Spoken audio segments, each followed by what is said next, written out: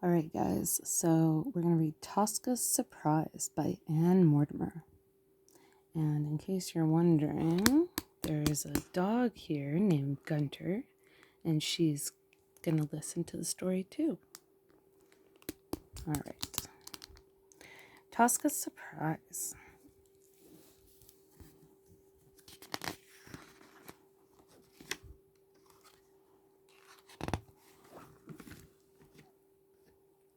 Tosca needed some peace and quiet. It was very important.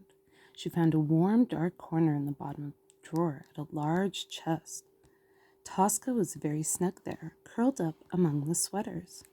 Suddenly, the drawer was pulled open. "What on earth are you doing in there, Tosca? Out you go. There's spring cleaning to be done." At the top of the stairs, Tosca was threatened by the vacuum cleaner. "Wah!" roared the horrible machine. There was no place here. Tosca skipped down the stairs and slipped out through her cat flap.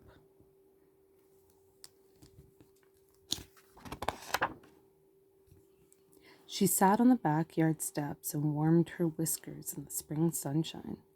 Everything was quiet and still. This was much better. Tosca stalked across the lawn, pausing only to sniff the first of the season's primrose. She purred. She would have liked to have eaten one, but she really did have to find a place to lie down, and soon. There was a warm, dry spot under the old hedges. Tosca made a little bed among last year's dead leaves. She was just settling herself when a loud weep, weep, weep shattered the calm. Tosca looked up. There, right above her head, was a nestful of fledglings, shouting for their dinner. Weep, weep, weep. At that moment, their mother flew down with a fat pink worm for them. Yuck, thought Tosca. She couldn't stay there.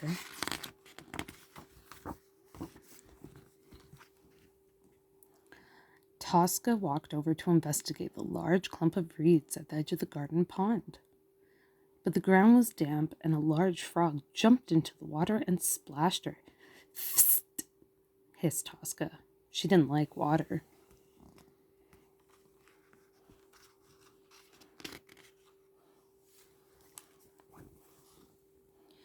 But where could Tosca go? She was beginning to get desperate.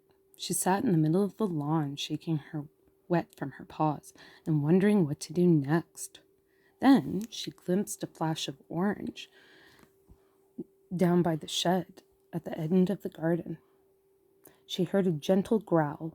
It was her friend Roger, a fine-looking tomcat with a marmalade coat and no fixed address. Tosca strode over to see him. Tosca and Roger rubbed noses in greeting.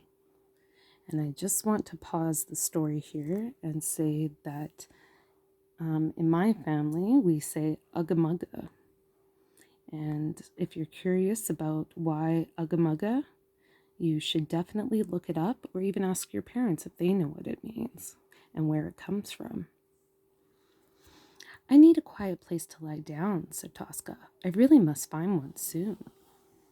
Roger understood immediately. He knew just the place for Tosca. He showed her how to climb into the garden shed by pushing aside one of the loose boards. "I often sneak in here when it's cold," he explains. It was very quiet in the shed. There was a family of mice living in one of the old vegetable flats, but, as you can imagine, they didn't make a sound. Behind the tottering stacks of flower pots and seed trays, there was a pile of old sacks. Tosca climbed onto them. It was all she could have wished for. It was warm, quiet, and hidden away.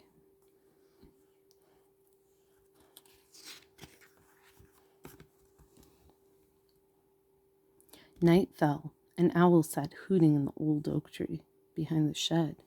The family of mice crept out of their beds as quietly as they could to see what was happening.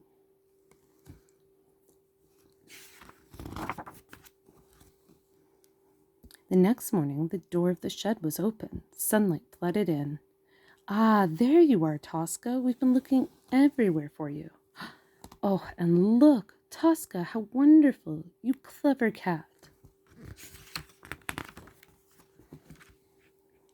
Proud Tosca.